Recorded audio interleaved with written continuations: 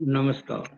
YouTube channel maths era and civil engineering by RP Vyas एवं Teachmint app की ओर से मैं आरपी व्यास यानी राजेंद्र भैया ji diploma third year civil 5th semester के उन सभी स्टूडेंट्स का हार्दिक स्वागत एवं अभिनंदन करता हूं जिनको सब्जेक्ट कोड CE 5001 यानी कि design of steel and RCC structures के अंदर A+ ग्रेड लानी है।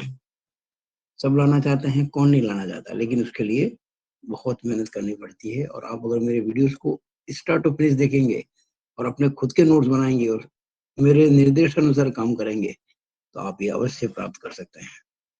आप अपने और साथियों को भी इसके लिए प्रेरित करें, इंस्पायर करें या अवेयर करें,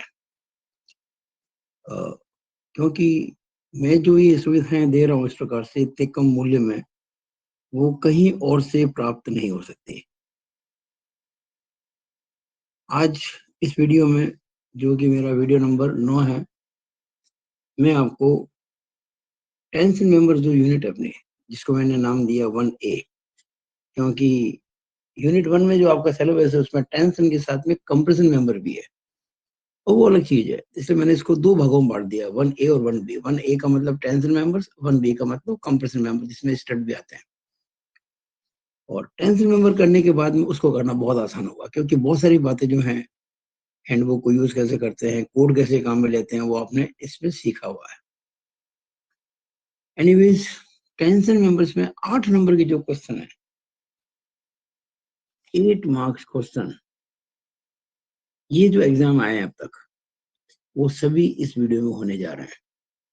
मैं फिर बता दूं, मैंने कंप्लीटली सॉल्व किया हर चीज को, और वहां पे रेड पेन से मैंने आपको इंडिकेट किया है कि कहाँ देखना है, कोड के अंदर या हैंडबुक के अंदर किस पेज पर देखना है।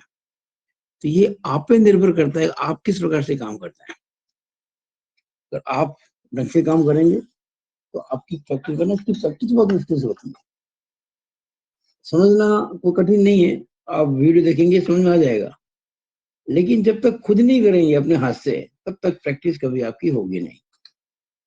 और प्रैक्टिस हो, इसी के लिए मैं आपको बराबर सारी सूचनाएं दे रहा हूँ, हर चीज को लिख रहा हूँ, ताकि आप कोड से और हैंडबुक से काम लेकर मतलब सवाल को करना सीखें। ठीक है, तो देखिएगा आप पहले तो ये जो पेज है,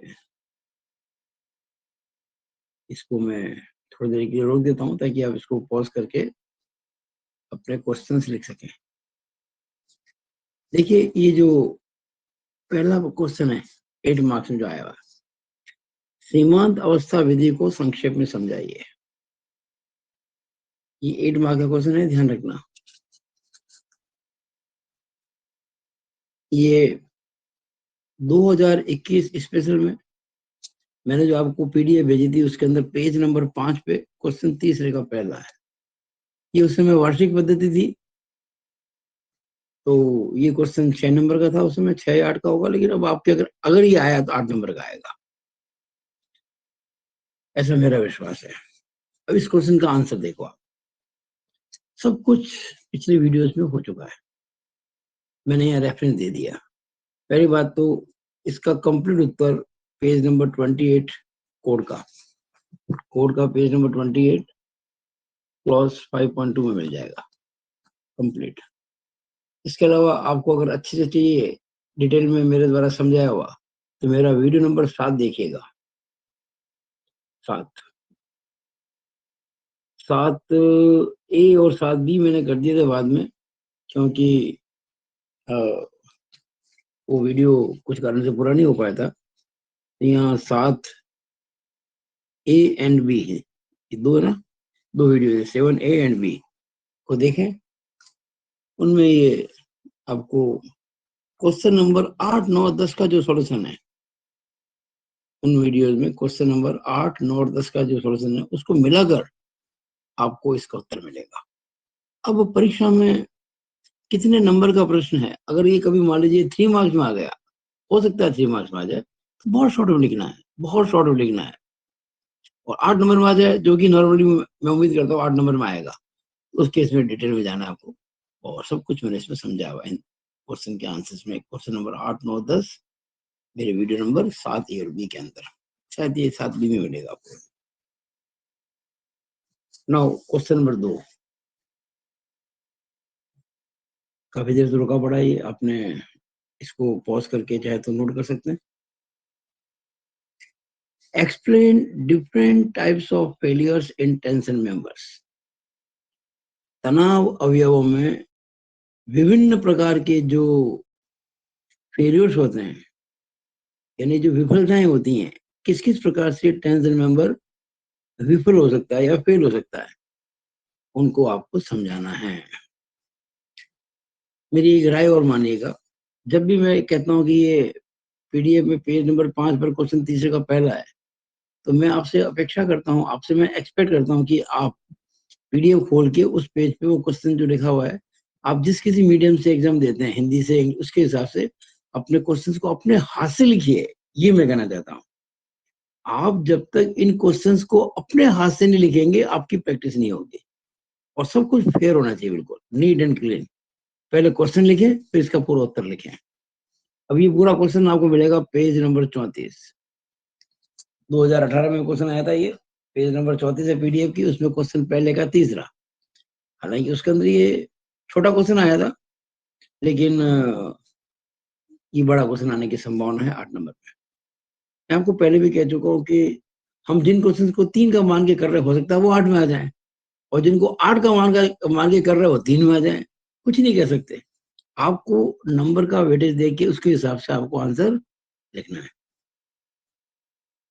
अब आप जानते हैं कि कोई भी टेंशन मेंबर 3 प्रकार से फेल हो सकता है। अगर आपको पता हो तो हमने 3 स्ट्रेंथ निकाली थी, टेंशन मेंबर की 3 स्ट्रेंथ निकाली थी: gross section yielding, net section rupture और ब्लॉक शियर फेलियर।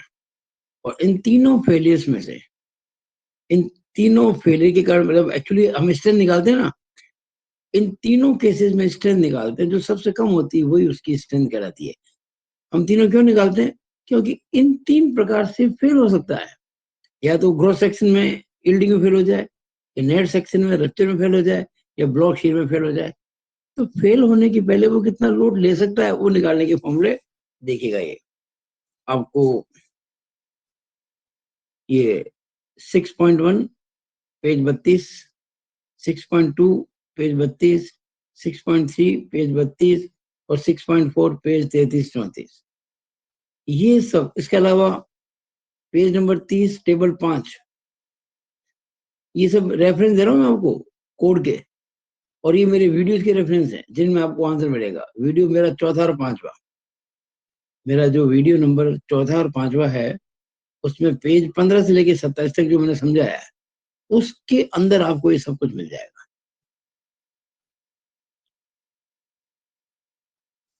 मैंने कहा ये क्वेश्चन 3 नंबर में भी आ सकता है, ऐसा नहीं कि 8 में ही आएगा। और ये सब आपको मैंने रेफरेंस दे दिया, हम सब कुछ आपको समझा चुके हैं। जब आप ग्रोथ सेक्शन यील्डिंग में समझाते हैं, तो आपको बताना पड़ेगा कि यील्डिंग में फेल होने से पहले उसकी स्ट्रेंथ क्या होती है। स्ट्रेंथ आपको निकालने के फॉर्मूले दे रखे हैं। आपको ये 3 चीज लिखनी है कि ग्रोथ सेक्शन यील्डिंग में फेल हो सकता है, नेट सेक्शन रप्चर में फेल हो सकता है, या ब्लॉक शीयर में फेल हो सकता है। ये 3 प्रकार के फेलियर होते हैं। Question number 3, steps of design of A tension member. किसी टेंशन मेंबर को डिजाइन करने के लिए स्टेप्स क्या क्या होंगे आपके, उन स्टेप्स के बारे में आपको लिखना है। ये क्वेश्चन 2020 स्पेशल एग्जाम आया था, पेज नंबर 16 पे, क्वेश्चन चौथे का दूसरा। आप वहां से पीडीएफ से निकाल के आप इसको जरूर लिखें पहले तो क्वेश्चन को। और अगर इसका उत्तर देना है आपको, तो आप मेरा वीडियो नंबर 6 देखें, पेज 31 से 34 के दौरान, 31, 32, 33, 34। वीडियो 6 में मैंने डिजाइन के बारे में पूरा समझाया हुआ है, डिजाइन स्टेप्स के बारे में। ये कोई डिजाइन का सवाल नहीं है, हमको डिजाइन नहीं करने जा रहे हैं किसी टेंशन मेमोरी की। डिजाइन कैसे की जाती है वो मैंने स्टेप लिखे थे, याद कीजिएगा। उसमें कुछ स्टेप्स शुरुआत के जो है आगे पीछे हो सकते हैं, वो मैंने सब कुछ उस वीडियो में समझाया हुआ है, हर चीज। और आने वाली वीडियोस में हम क्वेश्चन करेंगे ना डिजाइन की, तब आपको और अच्छा समझ में आ जाएगा। फिलहाल ये क्वेश्चन आपके मैं कर चुका हूँ। मेरे वीडियो नंबर 6 देखें, पेज 31, 32, 33, 34, आपको सारे स्टेप समझ में आ जाएंगे। आ चुके होंगे, लेकिन अगर नहीं आए तो एक बार वापस से देख लो उसको और अपने खुद के नोट्स बनाओ।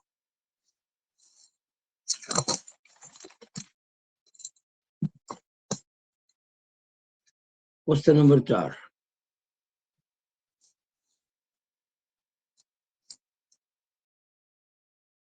मैंने रोक रखा है, इसको आपने पॉज करके लिख सकते हैं, और आधा पेज में यहाँ पे रोक देता हूँ थोड़ी देर के लिए, इसको भी आप पॉज करके लिख सकते हैं। अब ये क्वेश्चन नंबर 4, अब तक मैं आपको 3 क्वेश्चन दिखा चुका हूँ, ये चौथा क्वेश्चन है। ये आया हुआ है 2021 स्पेशल में, page number 5, question number 4, full question है, ये ध्यान रखना है।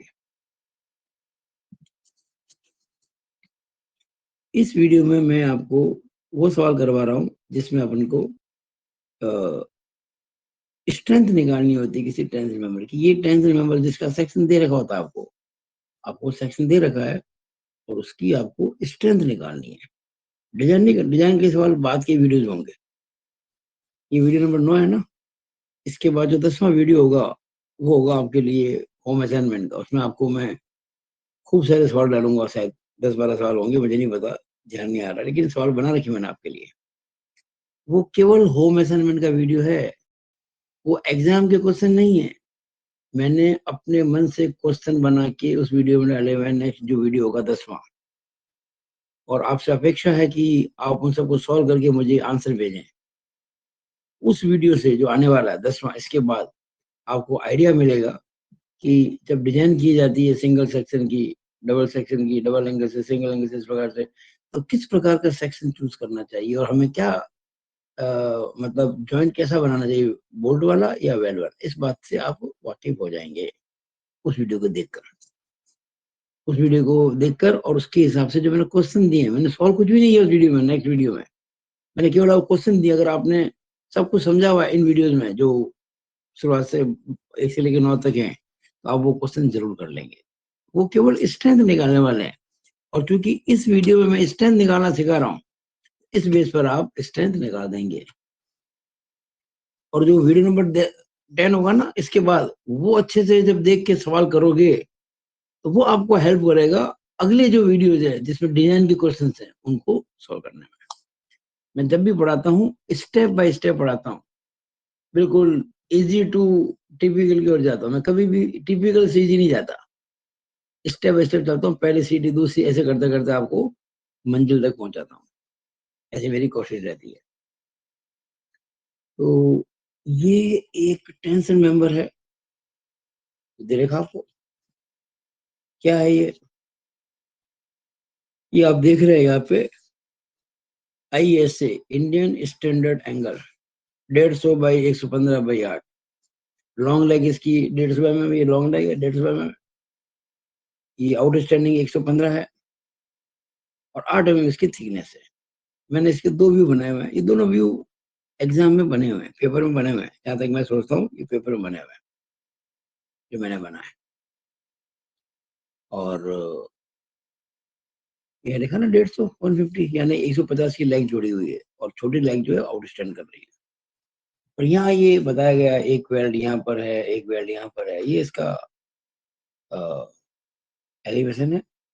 और ये जब इधर से देखेंगे ना इसको, इस साइड से, तो ये ऐसा नजर आएगा। इसमें आपको पता पड़ रहा है ये जो वेल्ड है, ये वाला ये 140 mm लंबा है, और ये जो वेल्ड है वो 60 mm लंबा है।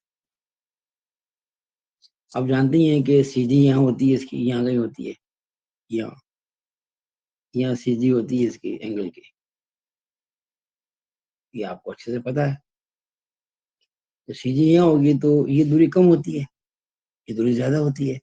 और जिधर दूरी कम होती है ना, उधर वेल्ड की लंबाई ज्यादा होती है। जिधर दूरी ज्यादा होती है उधर वेल्ड की लंबाई कम होती है। ये मैं आपको पिछले वीडियो में समझा चुका हूँ, बैलेंस करने के लिए, ताकि वेल्ड की सीजी और एंगल की सीजी एक ही जगह, एक ही लाइन पे कॉन्सेंट्रेट कर जाए, एक ही लाइन पे आ जाए, एक्सिस एक हो जाए। और ये जो फोर्स लग रहा है ना इसके ऊपर, वो एक्सेल फोर्स बन जाए, वरना एसेंट्रिक बन जाएगा। और एसेंट्रिक डिजाइन आपके कोर्स में नहीं है। तो 150 बाई 115 बाई 8 का एंगल है। FE 410 ग्रेड की स्टील है, या E 410 ग्रेड की स्टील कह सकते हैं आप। और आपको वो स्ट्रेंथ निकालनी है, एक तो इन ग्रॉस सेक्शन यील्डिंग में और एक इन नेट सेक्शन रप्चर में, दोनों स्ट्रेंथ आपको निकालनी है। Question page number 5, question number 4 है एग्जाम 2021 ईस्वी का। मुझे आशा है कि ये क्वेश्चन आप उतारेंगे जरूर। अब देखिए, मैं पहले स्ट्रेंथ निकालूंगा ग्रॉस सेक्शन यील्डिंग, फिर निकालूंगा नेट सेक्शन रप्चर। तो पहले आप देखिए, अब मैं ये आपके कोड के जो पेज है ना वो पढ़ने नहीं पलटूंगा भाई। मैं बार बार कोड का पेज खोलूं दिखाऊं, कोई जरूरत नहीं। मैं जब रेड पेन से मार्क कर रहा हूँ, तो आप भी नोट कर लें, आप जरूर कोड के पेजेस खोलें, क्योंकि उनको खोले बगैर आप ये फॉर्मूले लिख नहीं पाएंगे। नॉर्मली इनिशियली फॉर्मूले याद नहीं रहते हैं, और आपको याद करने भी नहीं है। तो फॉर्मूले आपको सब पेज में मिलेंगे, हर चीज कोड में जो मैंने रेफर किया वहां पेज में मिलेगी। तो strength in gross section, gross section में स्ट्रेंथ निकाल रहे हैं अपन इस टेंस मेंबर की। ये देखिए पेज 32 क्लॉज 6.2 कोड का, इस पे फॉर्मूला दे रखा TDG is equal to AGFI upon gamma M। और AG का मतलब होता है gross area, gross area of angle. अब ये जो एंगल है ना 150 115 8, ये आपको अगर इसकी डिटेल चाहिए तो ये हैंडबुक का पेज 14 निकालना, पेज 14 हैंडबुक का, कोड का नहीं, हैंडबुक का। उसमें टेबल 4 है, उस पे आपको इस एंगल की, किसकी, ISA 150 115 8 की डिटेल मिलेगी। और एरिया आपको वहां मिलेगा 20.58 सेंटीमीटर स्क्वायर। आप जब उस टेबल को देखेंगे ना हैंडबुक के अंदर 20.58 सेंटीमीटर स्क्वायर। लेकिन याद रहे, हमें सब कुछ करना है न्यूटन mm में, तो आप सेंटीमीटर स्क्वायर बदलेंगे mm स्क्वायर में 100 से गुणा करेंगे, 2058 mm स्क्वायर आ जाएगा। फिर FI 250 न्यूटन पर mm स्क्वायर होती ही है, और FE 410 ग्रेड स्टील। और गामा एमओ जो होता है, उसके लिए आपको टेबल 5 पेज 30 कोड की, ये आप काम करते करते आपको अपना मुख जबानी याद हो जाएगी 1.1। तो ये सारी वैल्यूज आप पुट करेंगे इस फॉर्मूले के अंदर, तो आपको TDG मिल जाएगा। ये सब कुछ में लिखा हुआ है 2058 इंटू 250 बटा 1.1, ये 467.2727 न्यूटन आएगा। लेकिन आंसर देना चाहिए आपको किलो न्यूटन, 1000 से भाग लगा देंगे, ये 467.727 किलो न्यूटन आ जाएगा, 467.727 किलो न्यूटन। क्या आंसर आ गया? हम कोई डिजाइन नहीं कर रहे हैं, हम तो स्ट्रेंथ निकाल रहे हैं। हमने ग्रॉस सेक्शन यील्डिंग में स्ट्रेंथ निकाल दी, अब हम नेट सेक्शन में रप्चर में स्ट्रेंथ निकालेंगे। तो strength in net section rupture, strength in net section rupture, ये आपने रोक देता हूँ, आप इसको पॉज करके फोटो ले सकते हैं। और इसके बाद ये यहाँ और रोक देता हूँ, अब इसकी पॉज करके फोटो ले सकते हैं। यहाँ कुछ छूट गया और इसको देख ले।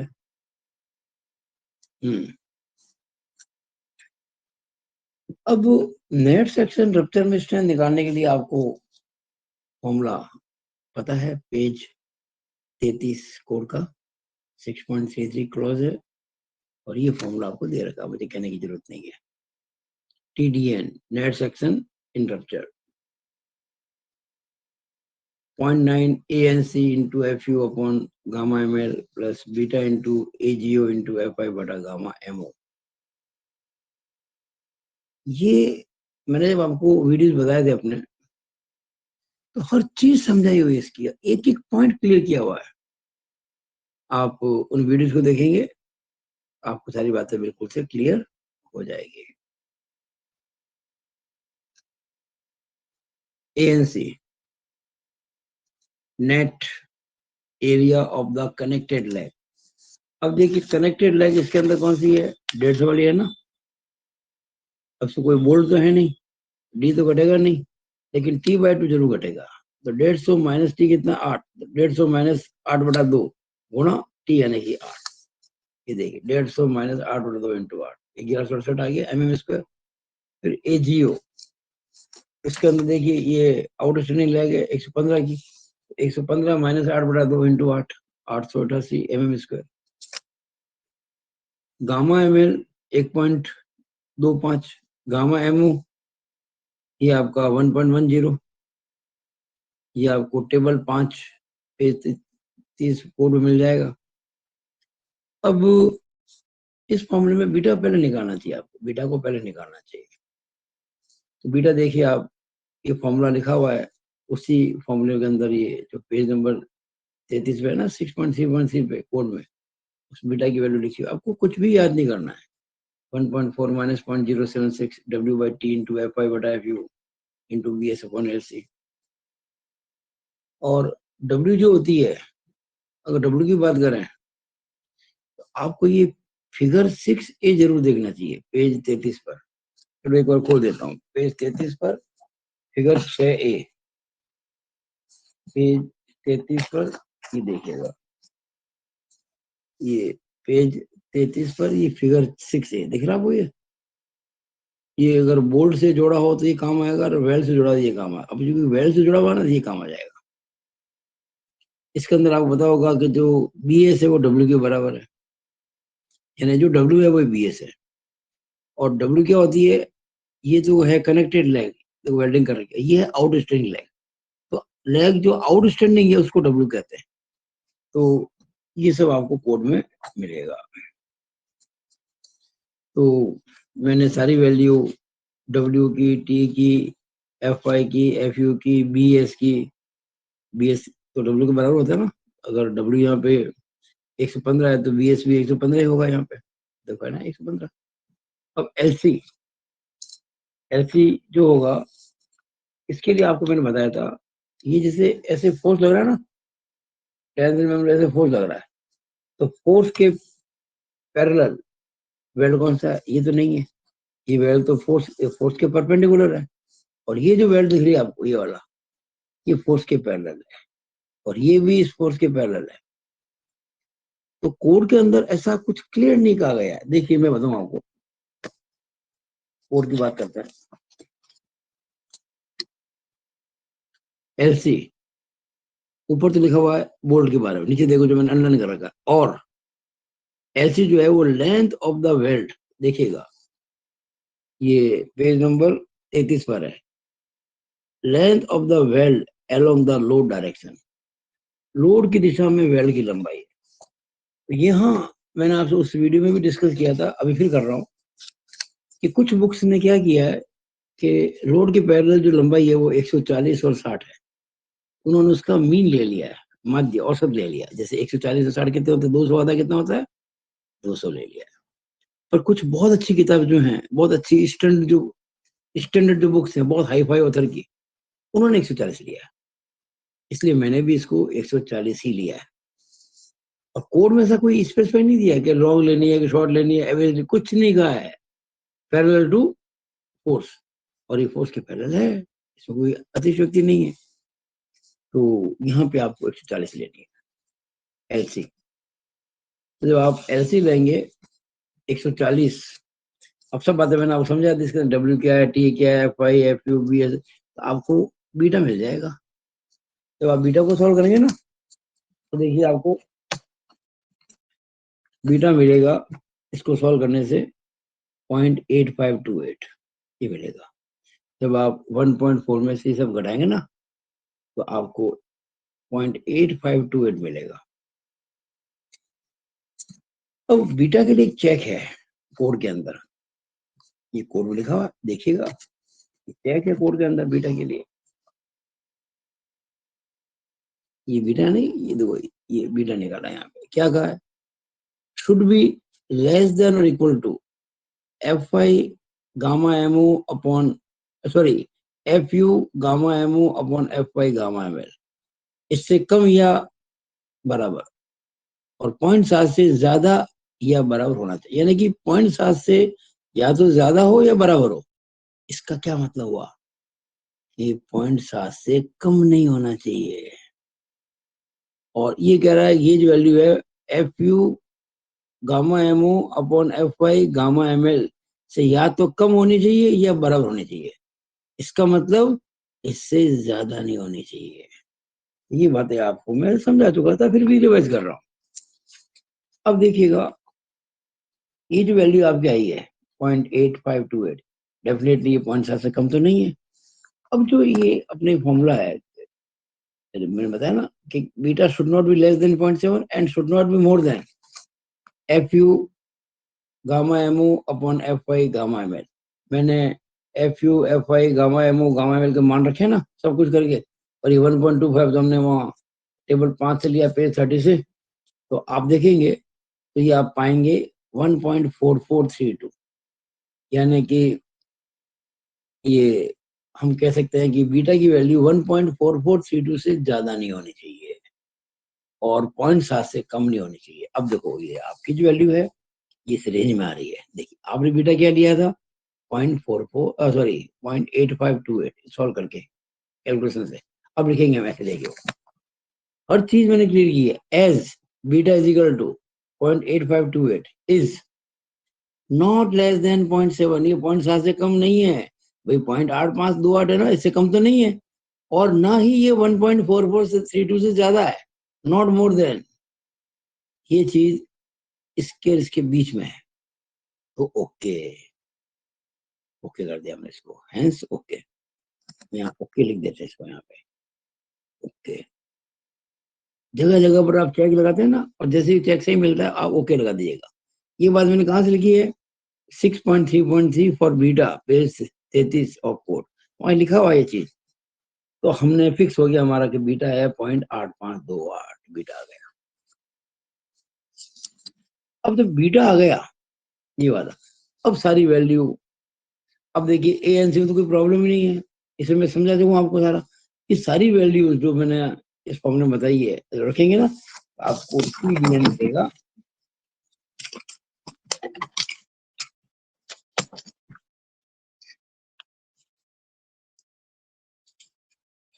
मैंने रोका हुआ है उसको, फोटो को आप ले सकते हैं, मतलब पॉज करके नोट कर सकते हैं।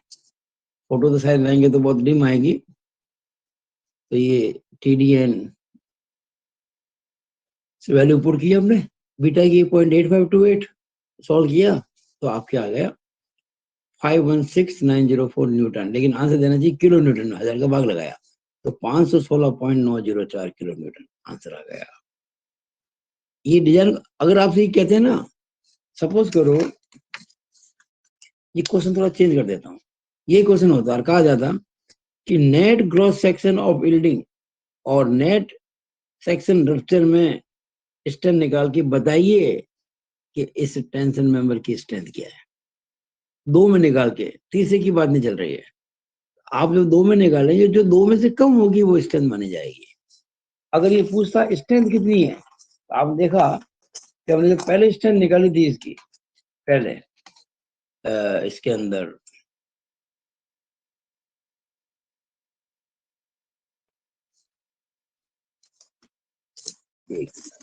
पेज नंबर 9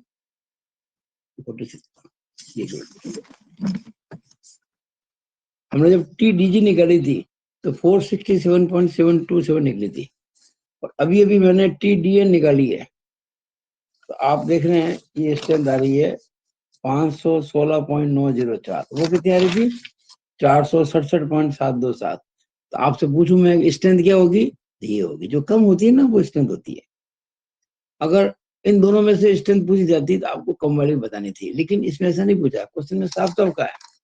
तो आप तो इसमें भी निकालो और इसमें भी निकालो, तो निकाल दी दोनों के अंदर, ये निकाल दी और वो भी निकाल दी, ये हमारा आंसर पूरा हो गया। Now question is complete. इस वीडियो का आखिरी क्वेश्चन, क्वेश्चन नंबर 5। ये बहुत अच्छा क्वेश्चन है, ध्यान देना इसमें। ये 2019 में आया हुआ है। This question was in 2019 paper, page number 31, question number 8। आप मेरे PDF पे 31 पेज पे जाके क्वेश्चन 8 देखिएगा, आपको क्वेश्चन मिल जाएगा पूरा। क्वेश्चन है क्या, जरा इसको आप, मैंने रोक दिया है, पॉज कर सकते हैं, या मैंने इसको फिर रोक दिया है। अब देखिए आपको दे रखा है ISA 80-50-60, ISA 80-50-60, और यानी कि इंडियन स्टैंडर्ड एंगल 80/50/8, और गजर प्लेट जिसके माध्यम से जोड़ा गया है वो 12 mm मोटी है, और लॉन्गर लेग जोड़ी है, 80 mm की लोग है ना, लॉन्गर लेग को जोड़ा गया है।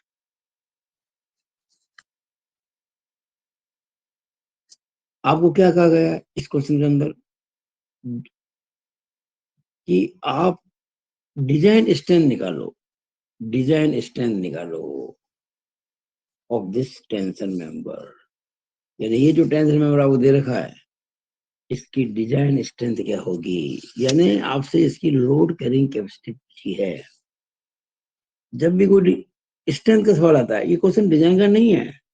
अगर डिजाइन का होता ना तो ये मेंबर भी आपको डिजाइन करना पड़ता, एंगल भी आपको चूज करना पड़ता। ये ऐसा क्वेश्चन नहीं है, मेंबर आपको दे रखा है, ये भी कह रखा है वेल्ड की है, वेल्ड की ये भी कह रखा है, वेल्डिंग कर रखी है, ये भी आपको कह दी, लंबाई कितनी वेल्डिंग ये नहीं बताया, लेकिन हाँ वेल्ड कर रखी है आपको कह दिया। तो आपको इसकी डिजाइन स्ट्रेंथ निकालनी है, अभिकल्प सामर्थ्य। तो आप 3 प्रकार से निकालेंगे ना, 3 अलग प्रकार से जो मैं आपको समझा चुका हूँ, और जो उन तीनों में सबसे कम होगी वो इसकी डिजाइन स्ट्रेंथ कहलाएगी। और फिर क्या कहा है, देन डिजाइन वेल्ड। जब आप इसकी डिजाइन स्ट्रेंथ निकाल देंगे, जैसे आपने इसकी डिजाइन स्ट्रेंथ निकाली, कुछ फोर्स आएगा, तो ये मान लो कि जो डिजाइन स्ट्रेंथ है उतना ही लोड आपने लगा दिया है मेंबर के ऊपर। अब उस लोड के लिए वेल्ड जो आपको तय करना पड़ेगा, ऊपर कितना लंबा है, नीचे कितना लंबा है, इस तरह से साइड में लगाए नहीं लगाए, तो आपको वेल्ड डिजाइन करना है, ये क्वेश्चन है। तो डबल क्वेश्चन नहीं है, पहले स्ट्रेंथ निकालो, फिर उस स्ट्रेंथ के हिसाब से वेल्ड डिजाइन करो। क्वेश्चन ऐसा भी आ सकता है, स्ट्रेंथ निकालो फिर बोल्ड डिजाइन करो, ऐसा भी आ सकता है। तो हम कभी अगले क्वेश्चन अगली वीडियो देखेंगे ना, तब समझ आ जाएगा। तो शुरू करते हैं। कनेक्टेड लेग है 80 mm, आउट स्टैंडिंग है 50 mm, जो स्मॉल डब्ल्यू आएगा वो 50 आएगा, और चूंकि वेल्ड है ना तो BS है वो भी डब्ल्यू हो जाएगा, यानी 50 हो जाएगा। तो पहले निकालेंगे A, strength in gross section yielding, simple strength in gross section जैसे यील्डिंग होती है। तो इसका फॉर्मूला जो है TDG is equal to AgFi upon gamma MO, ये पेज 32 6.2 हम कई बार कर चुके हैं।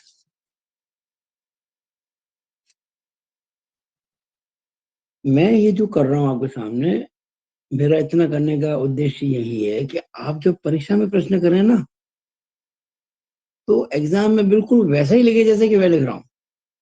बस एक फर्क है, मैंने लिखा है रेड पेन से, आपको लिखना है ब्लू पेन से। यहाँ रेड पेन एग्जाम में अलाउड नहीं होता, ध्यान देना। अगर आपने गलती से रेड पेन लिख दिया और कोई खड़ूस एग्जामिनर हुआ तो काट सकता है, क्योंकि रेड पेन अलाउड नहीं है, ये गलती मत करना।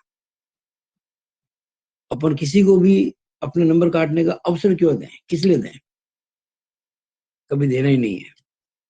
आप मेरे वीडियोस ध्यान से देखेंगे, मेरे इंस्ट्रक्शन सुनेंगे तो कभी गलती नहीं करेंगे। मैंने इसको रेड से लिखा था कि वो चमके और आपको दिखे, इसलिए। तो कुछ नहीं है, एजी निकल जाएगा, मुझे कुछ बताने की जरूरत ही नहीं है, सब कुछ आपको आता निकालना। ये अच्छा, एजी तो आपको जब ये एंगल दे रखा ना 80-50-60 का, तो आप ग्रो हैंडबुक में जाइए, हैंडबुक के पेज नंबर 12 पे जाइए, पेज 12 ऑफ हैंडबुक, वहां पे इसका ग्रॉस एरिया मिल जाएगा आपको, वो मिलेगा 9.78 सेंटीमीटर स्क्वायर। लेकिन बदलना पड़ेगा, mm² में 100 से गुणा करना पड़ेगा। 1 सेंटीमीटर स्क्वायर में 100 मिलीमीटर स्क्वायर होते हैं, क्योंकि 1 सेंटीमीटर में 10 mm होते हैं, 1 सेंटीमीटर स्क्वायर में 10 स्क्वायर यानी कि 100 mm स्क्वायर। तो 978 mm स्क्वायर आ जाएगा। FI 250 न्यूटन पर mm स्क्वायर, और FU 410 steel. Gamma MO 1.1 table 5 page 30 of code सब वैल्यू पुट करेंगे इसके अंदर। यह मैंने CX निकाल दी है साथ साथ में। क्या है कि हम जब वेल को डिजाइन करेंगे तो हमें CX की जरूरत पड़ेगी। देखिए ये CG है एंगल की, ये एक्स एक्सिस है, it is X axis and it is Y axis. और ये जो दूरी होती है बॉटम से CG की, इसको CX कहते हैं।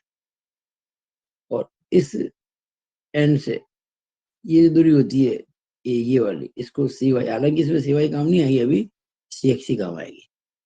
तो जो एंगल आपको दे रखा है ना 80 50 60 का, आप उसके लिए उसी टेबल से उसी पेज पर, सेम पेज 12 ऑफ हैंडबुक लिखा ना, पेज 12 ऑफ हैंडबुक, ये भी पेज 12 हैंडबुक लिखा मैंने यहाँ पे आपको CX मिलेगा।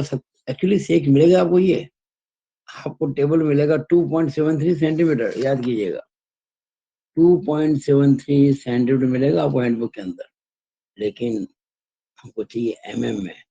तो 2.73 को 10 से गुणा करेंगे 27.3 MM आ जाएगा। ये CX कम आएगा हमारे वेल डिजाइन में, इसलिए हमने अभी से निकाल दिया इसको यहाँ। और ये सारे फॉर्मूले में रखे हमने AGFI वगैरह, तो आपको ये TDG मिल गया।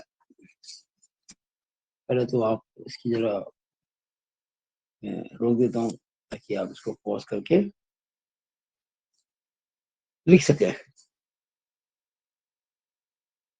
फिर मैंने रोक दिया थोड़ी देर के लिए और एक बार फिर रोक दिया। तो आप आराम से लिख सकते हैं।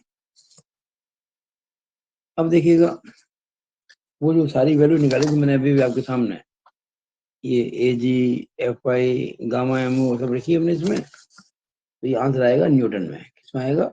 न्यूटन में। कितना आया? 272.7 न्यूटन, लेकिन आंसर देना होता है किलो न्यूटन में, 1000 से भाग लगा दिया तो 222.2727 किलो न्यूटन ये आ गया। ये TDG आ गया। अब निकालेंगे strength in net section rupture. Strength in gross section yielding होता था, YIELDING लिख देता हूँ एक बार। ये gross section rupture, net section rupture. अब नेट सेक्शन रप्चर के अंदर तो मैंने आपको एक फॉर्मूला बताया जो हम काम ले चुके हैं, बीटा वाला, याद है ना? लंबा चौड़ा फॉर्मूला था वो बीटा वाला, जो पहले भी हम काम में ले चुके हैं। ये देखिए ये वाला फॉर्मूला, ये इतना लंबा फॉर्मूला TDN का 0.9 ANCFU कोड लिखा हुआ है, उसमें बीटा भी आता है। बीटा के लिए ये फॉर्मूला है, ये वाला। लेकिन इस फॉर्मूले को काम में लेने के लिए आपको BS पता होना चाहिए, BS और LC। BS तो फिर पता हो जाएगा, कोई दिक्कत नहीं, BS तो W होता है, लेकिन LC ये length of weld parallel to force पता होनी जरूरी। जब तक ये पता नहीं होगी आप बीटा नहीं निकाल पाओगे, और बीटा नहीं निकाल पाओगे तो फॉर्मूला काम कैसे लोगे? इसलिए आपको मैंने एक ऑप्शन और बताया था, याद कीजिएगा। पेज 33 पर आर्टिकल 6.33 में ये फॉर्मूला दे रखा है, ये देखिएगा। PDL is equal to alpha AN FI upon gamma ML। क्या लिखा है इसके अंदर? और preliminary sizing the rupture strength of net section में be approximately taken by this.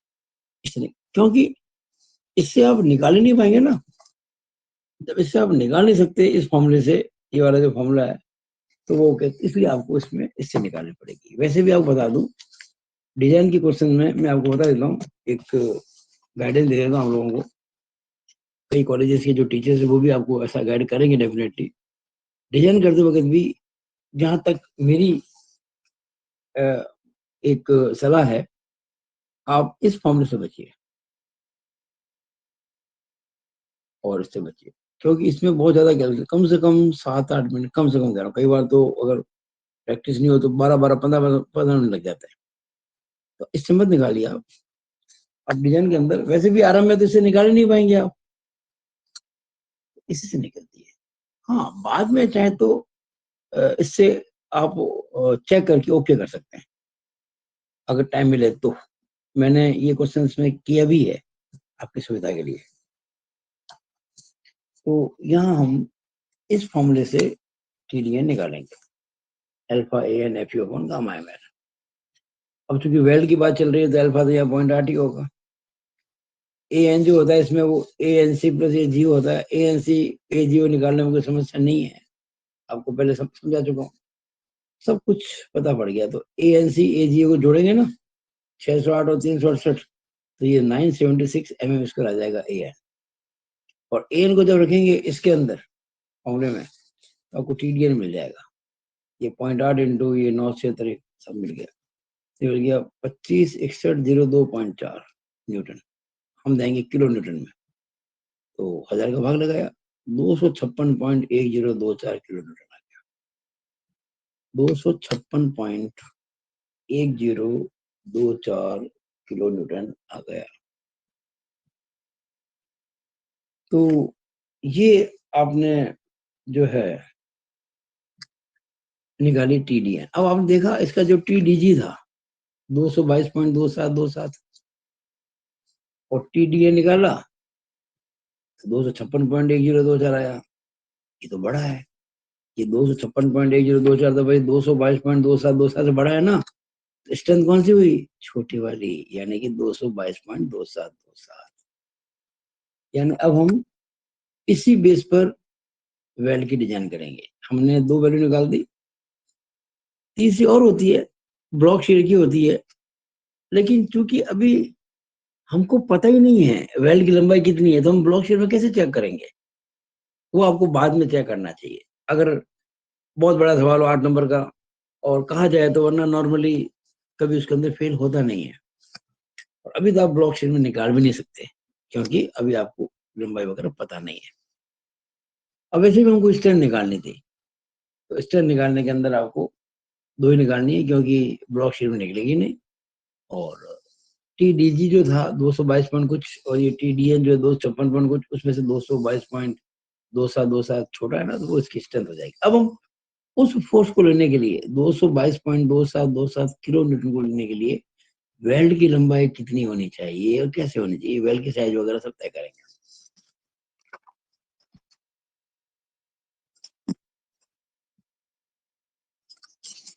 देखिएगा, पहले तो ये हो गई स्ट्रेंथ ऑफ टेंसिल मेंबर कितनी हो गई, 222.2727 कम वाली। अब हम इस सवाल में क्या क्या रखा है, जो इस मेंबर की स्ट्रेंथ है उसके हिसाब से वेल डिजाइन करो। यानी जो स्ट्रेंथ है ना, हम ये मान लेते हैं जितनी स्ट्रेंथ है उतना ही आपने लोड लगाया है, इससे ज्यादा नहीं इससे कम नहीं, बराबर लगा दिया, मैक्सिमम लगा दिया मतलब। अब डिजाइन और वेल्ड करना है। तो वेल्ड डिजाइन करने के अंदर आप मेरे वीडियो देखेंगे पुराने, मैंने ऐसा रेफर किए हुए यहाँ पे, देखिएगा। सबसे पहले बात आती है फिलेट वेल्ड के अंदर साइज की, कि भाई जो साइज होती है वेल्ड की वो कम से कम कितनी होनी चाहिए। तो आपको पता है मैंने कहा था वेल्ड की जो साइज है फिलेट वेल्ड में, वो जिन दो पार्ट को जोड़ रहे हैं उसकी जो मोटी वाली मोटाई है, दो पार्ट में जो ज्यादा मोटा है ना थिकर पार्ट, उसकी मोटाई पे डिपेंड करती है। और एंगल और गजर पेड़ की थिकनेस आपको 12 mm दे रखी है, इस क्वेश्चन में गजर पेड़ दे रखी है 12 mm थिक, और एंगल क्या है, वो शायद इसका 8 mm का है। हाँ, एंगल इसका है, एक एंगल इस क्वेश्चन में था आपके 8 का, 8 का ये।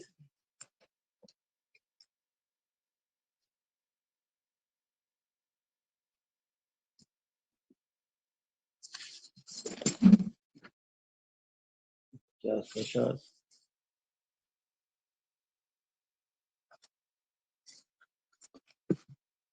51, 49,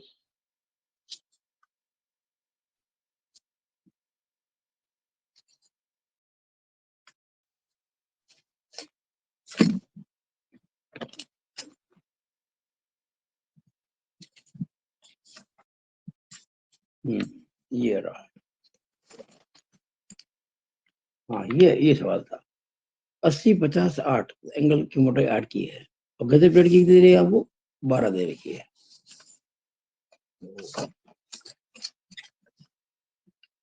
हम बात कर रहे थे इसके अंदर वेल्ड की डिजाइन की। तो वेल्ड की डिजाइन करने के लिए सबसे पहले एक तो जरा इसकी फोटो लेनी पड़ेगी ना हमको, तो मैं तो रोक देता हूँ इसको। इसकी फोटो आप पॉज करके नोट कर लें।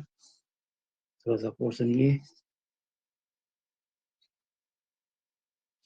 सेल्फ नोट्स बनाए, एक एक पॉइंट। एक बार आपको मुश्किल लगेगा, कोई भी चीज जब नहीं समझते तो एक बार समय लगता है और समझ में आने के बाद में स्पीड बन जाती है।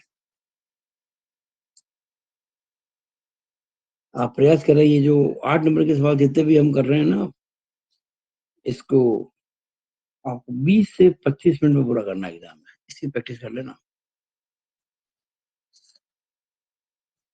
तो हम बात कर रहे हैं वेल्डिंग के।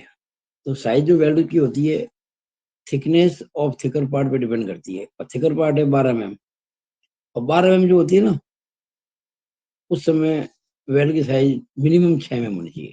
ये लिखा हुआ कोड के अंदर। कोड देखिए, ये टेबल नंबर 21 पेज 78 कोड का, पेज नंबर 78 टेबल 21 पे ये लिखा हुआ है कि जो thickness of thicker part 10 mm से मोटा हो और 20 mm से छोटा या बराबर हो, और 12 mm इसकी लिमिट में आता है।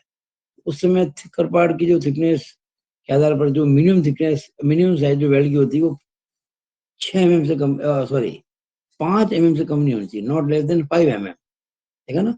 Size should not be less then 5 mm। इससे कम तो होनी नहीं चाहिए। इसके बाद आप 5 ले सकते हैं, पर हम थोड़ी ज्यादा ज्यादा लेते हैं। भाई 5 से कम नहीं होनी चाहिए, हमने 6 ले ली। लेकिन से ये वर्ड यूज कर रहा हूँ, से। अभी हम एडॉप्ट यूज नहीं कर रहे हैं कि आप ले लीजिए, नहीं कर रहा हूँ मैं। 5 mm से कम नहीं होनी चाहिए, इससे हमने 6 ले ली। अब जब चेक करके सब कुछ सेव हो जाएगा ना, फिर लिखेंगे hence provide this size. Hence provide सब तो तभी लगाना है जब सारे चेक ओके हो जाए, वरना नहीं। जब तक ओके नहीं होती आपको सब लिखना है से इस प्रकार से। लेटस माना की इस प्रकार से। ये 5 mm से कम नहीं होनी चाहिए, हमने चलो एक बार 6 ले ली। अब वेल्ड की साइज की बात में निकालते हैं अपन वेल्ड की इफेक्टिव थ्रोट थिकनेस। तो मैंने आपको बता रखा है इफेक्टिव थ्रोट थिकनेस हमेशा 0.7s लेते हैं। और एस से साइज निकाली हमने 6 mm की, तो 0.7 को 6 से गुणा किया तो 4.2 mm आ गई। अब वैसे तो नॉर्मली किसी बुक के अंदर इसको डीप में ज्यादा गए नहीं है, लेकिन मैं डीप में जा रहा हूँ, तो मैं कोई चीज छोड़ ही नहीं रहा हूँ। इफेक्टिव थ्रोट थिकनेस का एक चेक दे रखा आपको, पेज 78। ये मैंने समझाया हुआ आपको, सब कुछ समझाया हुआ है पिछली वीडियोज में। आप कोड का पेज 78 लें। मैं जब भी आपको इस प्रकार से कहता हूँ, आपको पेज खोलना चाहिए, देखना चाहिए, अपने हाथ से नोट करना चाहिए। पेज 78 पे जाके आर्टिकल या क्लॉज नंबर 10.5.3.1 देखेंगे ना, वहां लिखा हुआ है कि इफेक्टिव थ्रोट थिकनेस किसी भी हालत में 3 mm से कम नहीं होनी चाहिए, और ना ही 0.7 इंटू 8 क्या थिकनेस ऑफ थिनर पर। यहाँ थिनर है, ध्यान देना। ये थिनर क्या होती है? एंगल की मोटाई 8 mm। यह थिकर नहीं है, ये थिनर है। तो 0.7 इंटू 8 करेंगे तो 5.6 mm आएगा। यानी आपकी जो गजर प्लेट है वो किसी भी हालत में जो है ये जो गजर प्लेट नहीं, सॉरी, ये इफेक्टिव थ्रोट थिकनेस वो किसी भी हालत में 3 mm से कम नहीं होनी चाहिए और 5.6 mm से बड़ी नहीं होनी चाहिए। और आपकी आ रही है 4.2 mm। ओके, ये 0.7 क्या है ना, तो 4.2 आ रही है। और 4.2 mm जो होती है ना तो 3 से कम है और ना 5.6 से ज्यादा है, तो हमने लिख दिया ओके। आप समझ रहे हैं ना? हालांकि अधिकतर बुक में इतना डिटेल में कोई गया नहीं है जितना मैं जा रहा हूँ, पर मैं तो तय कर चुका हूँ। मैं कोड का एक एक चीज आपको बताऊंगा ताकि आप, और मेरा उद्देश्य केवल डिप्लोमा नहीं है आपका। मैं कोई छोटे मोटे उद्देश्य से ये काम नहीं कर रहा हूँ। भाई आप डिप्लोमा कर रहे हैं, कभी बीटेक भी करेंगे, आगे फील्ड में जाएंगे, तो मैं आपको मैक्सिमम यूज करना सिखा रहा हूँ हर चीज का, ताकि आपको याद रहे कि हमको किसी सर ने इतनी चीजें बताई थी। मैं डेफिनेटली कह सकता हूँ इतना डीप में कोई टीचर जाता नहीं है जितना मैं जा रहा हूँ। किसके लिए? आप लोगों के लिए। तो निकल गया टी। अब निकालूंगा मैं strength of 1 mm weld length. अब मैं 1 मिलीमीटर वेल्ड की लंबाई का स्ट्रेंथ कितना लोड ले सकता है, तो हमारे पास फॉर्मूला था, याद करो, लिखवाया था मैंने फॉर्मूला, ये पेज 79 क्लॉज 10.5.7.1.1 पे है ये स्ट्रेंथ का फॉर्मूला। ये ध्यान दीजिएगा, एल ही था इफेक्टिव लेंथ, ये T effective throat thickness, F U upon √3 upon gamma M W, ये फॉर्मूला लिखा हुआ है, याद नहीं करना है। अब जो इफेक्टिव लेंथ होती है ना, वो हम अभी निकालेंगे। देखिए हमें अभी लेंथ पता थोड़ी है, लेंथ तो निकाल ली हमको, हमें ये पता है कि इतना फोर्स मेंबर पे आ रहा है और 1 मिलीमीटर लंबा वेल्ड कितना फोर्स ले सकता है वो निकालने जा रहे हैं। यानी कि 1 मिलीमीटर लेंथ की स्ट्रेंथ निकाल रहे हैं, और वो जो स्ट्रेंथ आएगी जब इसका भाग लगा देंगे इस फोर्स में, तो वेल्ड की लंबाई आ जाएगी। ये सब कुछ आपको F U gamma M W आप जानते हैं 1.5 होता है, ये मानते हुए कि फील्ड फैब्रिकेशन से, ये मान के ये किया मैंने, टेबल 5 पेज 30, 1.5 माना मैंने, 1.25 भी हो सकता था, लेकिन मैंने इसको फील्ड मानते हुए 1.5 लिया है, ये मैं अब कह चुका था। ये जब अपन करेंगे तो आपको मिलेगा 662.798 न्यूटन। ये स्ट्रेंथ है 1 मिलीमीटर लंबे वेल्ड की, यानी कि 1 मिलीमीटर लंबा वेल्ड इतना फोर्स झेल सकता है, और हमको फोर्स कितना झेलाना है, इतना। तो वेल्ड कितना लंबा चाहिए, weld length required L is equal to, ये जो फोर्स हमको ट्रांसफर करना है 222.27, ये किलो न्यूटन है, इनटू करेंगे 10⁻³ ताकि न्यूटन बन जाए, और ये 662.798 का भाग लग जाएगा, तो हमारा आंसर किसमें आ जाएगा, एमएम में आ जाएगा, एमएम में। क्योंकि ये जो है न्यूटन है ऊपर, और नीचे न्यूटन पर एमएम है, यानी 1 mm कितना न्यूटन दे सकता है, इसमें भाग लगेगा न्यूटन कट जाएगा और एमएम ऊपर चला जाएगा, एमएम लेंथ आ गई। ये आ गई आपके, सॉल्व करेंगे तो 335.4 mm आ गई, 335.4 mm। यानी हमने पता लगा लिया कि हमको 335.4 mm लंबा वेल्ड लगाना है। अब इस वेल्ड को लगाने के दो तरीके, देखिए एग्जाम में आप ये मान के कर लें तो भी सही है, ये मान ले तो सही है, मैंने दोनों कर दिए। मैं जो आपको समझा रहा हूँ वो मैक्सिमम मान के कर रहा हूँ, और आपको क्या करना है वो तो एग्जाम में कितने नंबर का क्वेश्चन है सब मतलब देखकर फिर आपको देगा। मैं तो आपको ये मान के कर रहा हूँ कि मैं हर प्रकार से बता रहा हूँ आपको। अब ये 335.4 mm जो है, ये देखिएगा, हमारे पास में दो ऑप्शन है, जरा मैं इसको आप रोक देता हूँ, आप इसकी फोटो ले सकते हैं इसको पॉज करके। अब तक आपने पॉज कर दिया होगा, ये देखिएगा, ये क्वेश्चन ही हो गया और लास्ट में ये होगा। आप हर चीज नोट करके उतार सकते हैं। अब देखिए हमारे पास दो ऑप्शन है, या तो हम करें साइड फिल्डेड वेल्डिंग, उसमें तो यहाँ होगी यहाँ होगी, और एक होता है साइड प्लस एंड, साइड भी करें एंड भी करें, साइड में ये हुई और एंड में ये पूरी हो जाएगी। ये करना ठीक है जिसमें कैलकुलेशन ज्यादा होती है, साइड में, साइड फिल्डेड। तो एंगल तो आपके पास पहले से पता ही था, दे रखा है वो वाला। अब आपको मैंने कहा था ये CX था 27.3 mm, और पूरी लंबाई कितनी थी, ये थी 80 mm। दिखती बात है 27.3 तो कम होती है, और ये बाकी कितनी बची 52.7 ज्यादा है। तो जिधर लंबाई ज्यादा होती है ना उधर वेल की लंबाई कम रखता है, और जिधर लंबाई कम होती है उधर वेल की लंबाई ज्यादा, बैलेंस करने के लिए। या नीचे जो वेल दिख रहा है उसकी लंबाई y मानी मैंने, ऊपर की लंबाई x मानी मैंने। अब x और y कैसे निकाले हैं, इसके लिए मैंने एक वीडियो आपके लिए बनाया था, मैं आपको थोड़ा यहाँ रेफर कर देता हूँ। मेरा वीडियो नंबर 3 देखिएगा, वीडियो नंबर 3, वो शायद मेरे ख्याल से कोई 46-47 मिनट का होगा। तो आपको ढूंढने में समय नहीं लगे, इसलिए मैं आपको यह रेफर कर दिया। वीडियो का जो 39वां मिनट, 39 मिनट से लेकर 44.15 यानी कि 44 मिनट 15 सेकंड। अभी मान लो 39 मिनट से 44 यानी ये जो 5 मिनट था वीडियो के 39 to 44, इन 5 मिनटों में मैंने सब कुछ बता दिया है। एक्स वाई कैसे निकालते हैं, एक्स वाई इस केस में और इस केस में कैसे निकालते हैं। अगर मेरा वीडियो देखेंगे आपको एकदम क्लियर हो जाएगा। अब देखिएगा, इसको एक्स माना, इसको वाई माना, कितनी लंबाई वेल्ड की रिक्वायर्ड है हमारी। हमको वेल्ड की लंबाई जो रिक्वायर्ड है वो है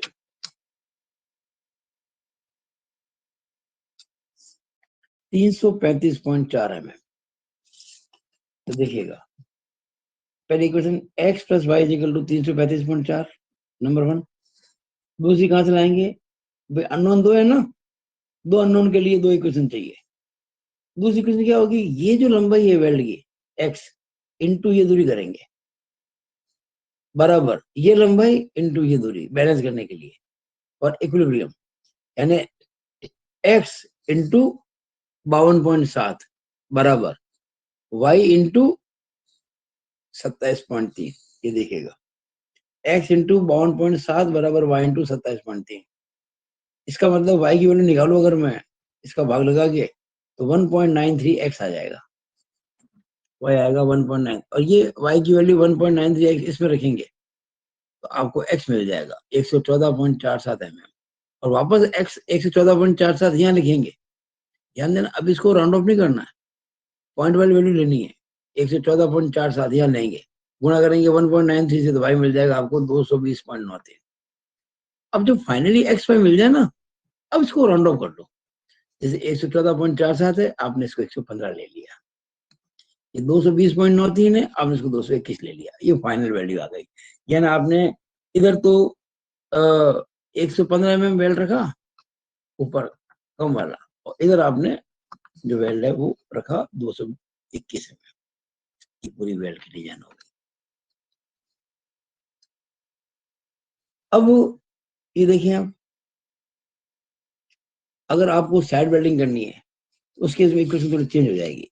ये कितना है कनेक्टेड 80 mm है ना, तो x प्लस वाई प्लस 80 पूरा वेल्ड ही हुआ ना, ये पूरा वेल्ड हो गया वाला, this plus this plus this, यानी x plus Y plus 80, x plus Y plus 80 बराबर 335.4। वेल्डिंग की लंबाई तो वही थी हमको 335.4। इससे आपको x और y की जोड़ मिल गई 255.41। अब देंगे मोमेंट फॉर इक्विलिब्रियम। ये मैं आपको, मैंने कहा ना, ये मेरा जो वीडियो नंबर 3 है उस पे 39 मिनट से 44 मिनट तक आप देखेंगे तो आपको समझ आएगा। अभी इसलिए शॉर्ट में कर रहा हूँ। तो कैसे करेंगे, x इंटू ये दूरी कितनी है 52.7 है, x इंटू 52.7। लेकिन इस एक्सिस के ऊपर ये वाला वैल्यू था, पहले वो नहीं था, इस बार है ये कितना लंबा है 52.7। तो 52.7 इंटू से सीधी कहाँ आएगी 52.7 के आधे पे, तो 52.7 इंटू 52.7 बटा 2। ऊपर वाला हो गया, ऊपर में 2 वेल्ड है, नीचे वाले में क्या है, एक ही वेल्ड y इंटू सी एक्स 27.3 प्लस ये जो 27.3 है इंटू इसका आधा, क्योंकि इसकी सीधी सेंटर में आएगी। इसको जब सॉल्व करेंगे आप तो आपको मिलेगा ये वैल्यू, देखिएगा ये 52.7 x प्लस ये सारा करके जो लिखा मैंने अभी आपके सामने पूरा सॉल्व किया है। इसको यहां तक आ गए हम 27.3y is equal to 52.7x plus इसमें से वो घटाया था ना, तो 1016.005 एक क्वेश्चन 2 आ गए। 2 तो ये है, और एक क्या थी x plus Y equal to 255.4। अब अगर x प्लस वाई 255.4 तो भाई कितना होगा 255.4 माइनस एक्स, वो यहाँ y की जगह लिख देंगे। यहाँ पे 27.3 y है ना, तो 27.3 इंटू वाई 255.4 माइनस एक्स। अब उसको सॉल्व किया तो आपको जो x मिल गया कितना 74.46 और ये x की वैल्यू आपने पुट की किसके अंदर, इसके अंदर, तो y मिल गया आपको 180.94। अब 74.46 को आप लेंगे 75 mm और 180.94 को लेंगे 181। इस बार अगर आपने साइड वेल्डिंग की है, साइड वेल्डिंग ये वाली, तो ये x और ये y 75 और 181 आ गए। ये आपका पूरा डिजाइन का सवाल हो गया। यानी आपने पहले तो स्ट्रेंथ निकाली इसकी और उसके आधार पे आपने वेल्ड को डिजाइन किया। अब आपको मैं एक बात बता दूं, कि आप प्रैक्टिस करेंगे ना तो पता पड़ेगा आपको। मैंने आपके लिए एक छोटा सा काम किया है। अगर आप ये वाली वेल्डिंग करते हैं, अब अगर आप इसमें कौन सी लंबी लेंथ है, वाई लाइन लंबी है ना, वाई 221, तो जो लंबा फॉर्मूला बीटा वाला उसमें एलसी आता है, एलसी आप लेंगे 221, कितना लेंगे एलसी 221। उस बेस में जब आप वो टीडीए निकालेंगे वो लंबे जोड़े फॉर्मूले से, तो 291.094 आएगा। ये मैंने कर दिया था आपके अंदर। यानी कि एक्चुअल में डिजाइन करने के बाद जो ये सामर्थ्य इसकी है टीडी है वो 291.094 किलो न्यूटन, जबकि डिजाइन हमने किया था किसके लिए 222.2727 किलो न्यूटन। इसका मतलब सेफ है। हमने डिजाइन किया था 222.2727 किलो न्यूटन के लिए, आगे स्ट्रेंथ थी 291.094। Okay, safe using beta concept. Okay लिख दिया मैंने। ऐसे ही मैंने जब इसका निकाला टीडीएन बीटा कॉन्सेप्ट से इस वाले का, तो 289.8816 किलो न्यूटन आया। 218 के इसमें जो एलसी है ना वो इस बार ये होगा वाई की वैल्यू थोड़ी सी कम है, 181 है, तो 289.8816 है। ये भी 222.2727 से ज्यादा है, तो सेफ है। अब यहाँ आपको एक राय और दूंगा मैं, आप ये केस लें चाहे ये केस लें, अगर ब्लॉक शेयर स्ट्रेंथ में निकालेंगे स्ट्रेंथ, आप ब्लॉक शेयर स्ट्रेंथ में, तो भी 222.2727 किलो से ज्यादा ही आएगी डेफिनेटली। वो हमने किया नहीं है क्योंकि ये सवाल फिर बहुत लंबा हो जाता। लेकिन आप लिख सकते हैं एग्जाम में कि if we find strength in block shear we will find it will be more than 222.2727 kilo newton. तो मैंने अपनी ओर से बहुत अच्छे प्रकार से ये आपको हर चीज समझाई है। समझाने में समय लगता है क्योंकि मुझे बहुत सारी बातें लिखनी पड़ती है, बोलनी पड़ती है, समझानी पड़ती है। लेकिन जब किसी स्टूडेंट की कुछ समझ में आ जाएगा तो एग्जाम में करना आसान होता है। कि आपको किसी को समझाना नहीं है, आपको तो फटाफट बताना मुझे ये आता है, और आता है वो भी काफी नहीं होता है। आप जब तक प्रैक्टिस नहीं करेंगे आप वहां लिख नहीं पाएंगे। आप बेशक मेरा वीडियो देख रहे हैं, समझ रहे होंगे, लेकिन आप कल्पना कीजिए आपने समझ लिया, सब कुछ कर लिया, और आप एक क्वेश्चन लेके बैठिए, अब उसको करिए, आपके हाथ पे रुक जाएंगे एक बार, आपका हाथ काम ही नहीं करेगा क्योंकि आपकी प्रैक्टिस नहीं है। आपको कोड खोल के निकालना नहीं आता पेज कहाँ से, आप सब कुछ भूल जाएंगे। जब तक 2-4 सवाल कम से कम अपने हाथ से ना कर लें, और ये जो इतना मैंने लिखा है हर चीज को उतना आप खुद ना लिख लें, तब तक आपकी प्रैक्टिस नहीं होगी। इन्हीं शुभकामनाओं के साथ में आप सब कुछ करेंगे। मैं अपना वीडियो यहीं पे समाप्त करता हूँ। It is all over about this video. Thank you.